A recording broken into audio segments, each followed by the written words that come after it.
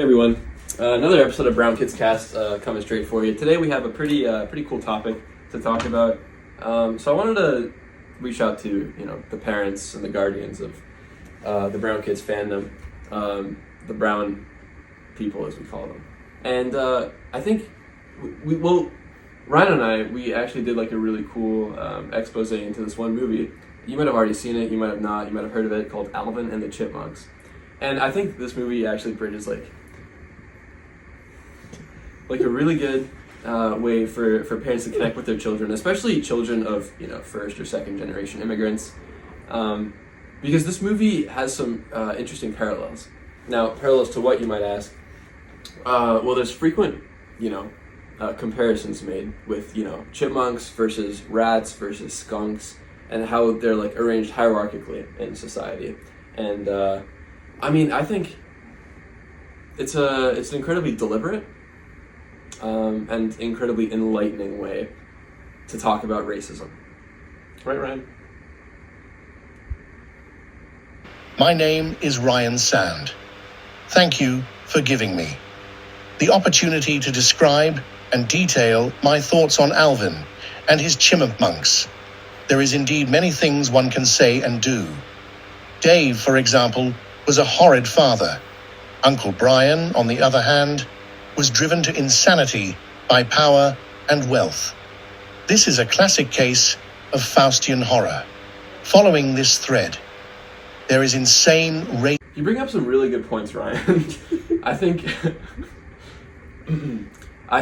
what Ryan had to say was actually incredibly prescient, I think, for what's to come.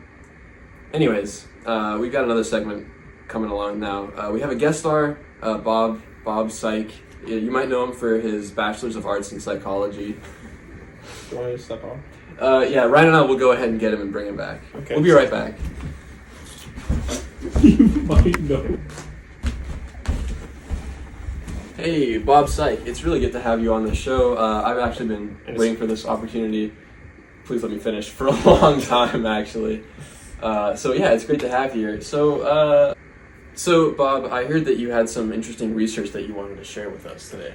Oh, thanks. So it's not any research I've actually done. Like, the Greeks actually figured this one out like millennia ago, like long time ago. They already figured this out, that our brain is actually broken up into three regions. The front is the logos. That's like the smart part of your brain.